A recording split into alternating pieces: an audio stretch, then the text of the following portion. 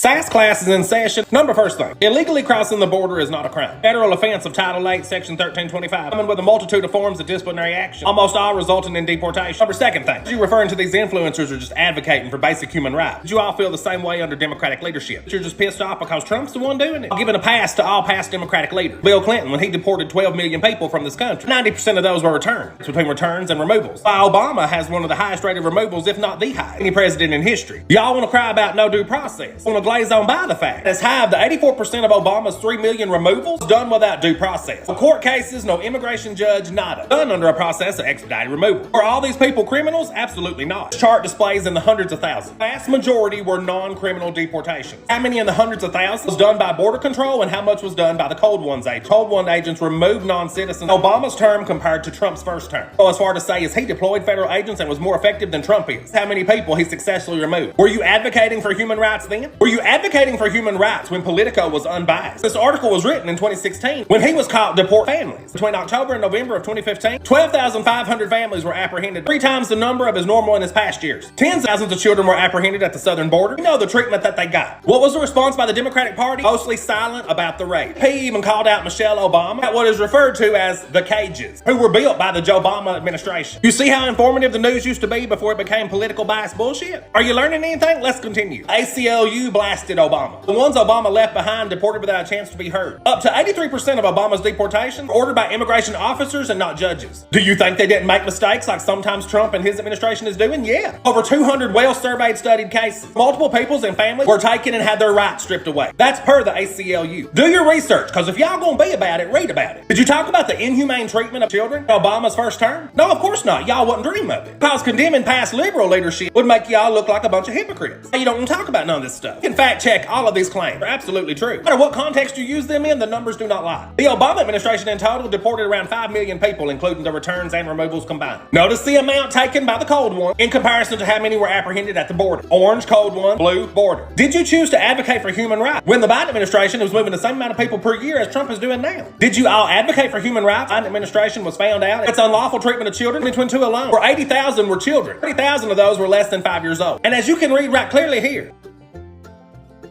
can pause to read all that. The difference in what you're seeing now compared to then is that you're seeing more action by the Cold One because the border is closed down. It's the reason for the skew in Trump's number. Here's the point I'm trying to make to you. While everybody tries to focus on deporting the criminals first and foremost, many non-criminal citizens are deported in the mix every single year. This is not a new phenomenon. What is new is the lack of attention to legacy media and paid propagandists on social media. Issue I have with you all on this topic is this. 1, you're not informed, even though you have Google at your fingertips. 2, you